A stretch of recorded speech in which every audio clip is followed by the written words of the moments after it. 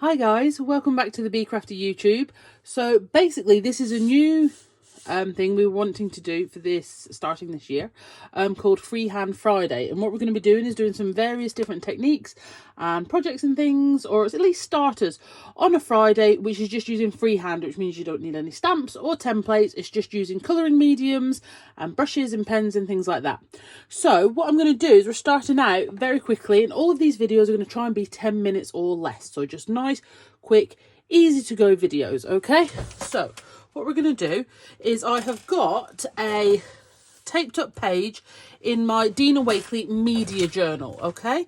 And in here, this is a Holtz Palette. We've got some Dylusions ink that I've just put in there. Now, in fairness, I have actually tipped in a little bit more than I wanted. So I've got those and my Dina brushes. So it's a real sort of ranger mix. We've got a Holtz Palette, Diane Reevely Dylusions Sprays, Dina brushes, Dina journal, Be Crafty Face, YouTube. So here we go. Right, so what we're going to do is we're going to start with just, there's a bit of blue in that brush, isn't there? But I think that's going to be okay. We're just going to start with some mark making onto our journal page. I'm going to use this lovely big brush. Okay, obviously you don't have to tape off the edges. And in fairness, I have got some marks on the edge of this journal because it is in progress, shall we say. So from other pages that are being done. Right, so I'm just going to rinse that off. And then I'm going to go into this green. Now the green I've used is a fresh lime. And this I'm actually just going to sort of dab and splat a bit more. Just more of a dab. Just to create that. And then I'm going to go into the blue colour, which is a Calypso Teal.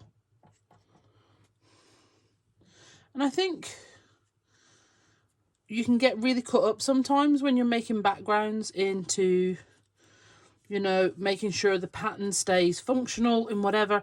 But I think sometimes it can be quite freeing just to get your brushes out, put your inks into almost a different place, you know, instead of spraying them, put them in a palette and whatever, and then just see where it takes you.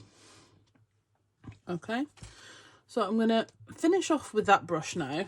And I'm actually going to move to the smaller one, which is the number 16. I do like the big one though. As you can see, if you just want to cover big areas quite quickly, you actually cannot go wrong. Get my painty towel. And I'm going to take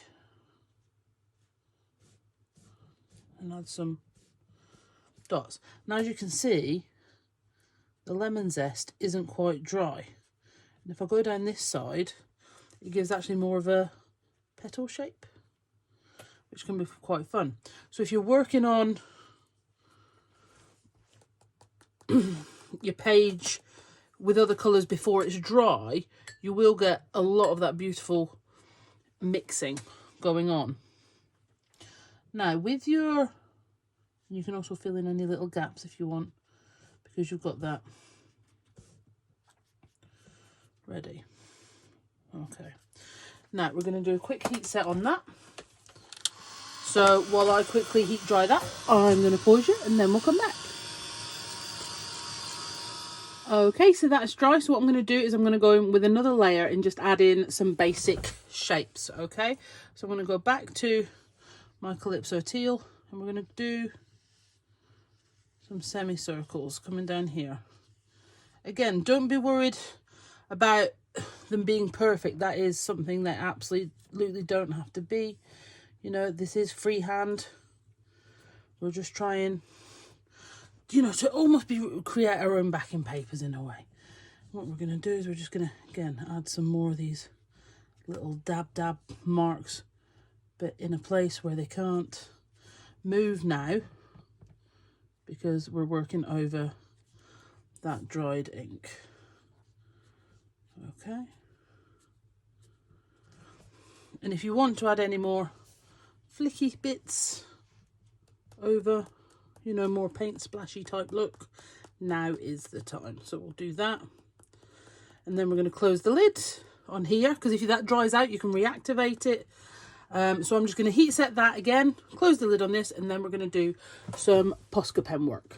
Okay, so now we're just going to add in some details. I've got my white Posca pen here, but obviously you could use any colour you've got.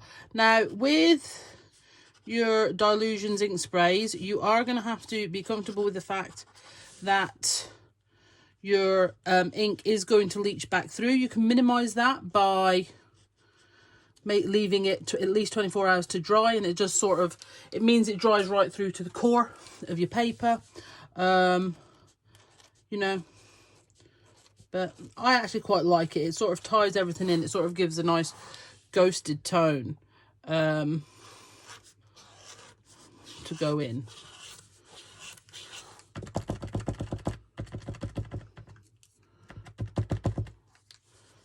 So it just sort of adds in another little bit for me. So we'll do a little face stitch on that one. And some of the circles. A face stitch on that one. And maybe some little crosses here. We'll do some crosses here too. Now, like I say, I have masked this off with the stamp and stencil tape. But with the ink, I do expect there to be a little bleed at the end, but we'll have a little look at that as and when. So I'll just finish this off, and then we will peel off the tape.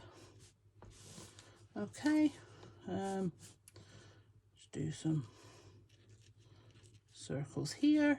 Like I say, it's all freehand. You know, I had a basic plan of what I wanted to do, but with your Dylusions ink, you have to accept that that might not always come out how you think, but that doesn't mean you can't create a beautiful background that you're really happy with.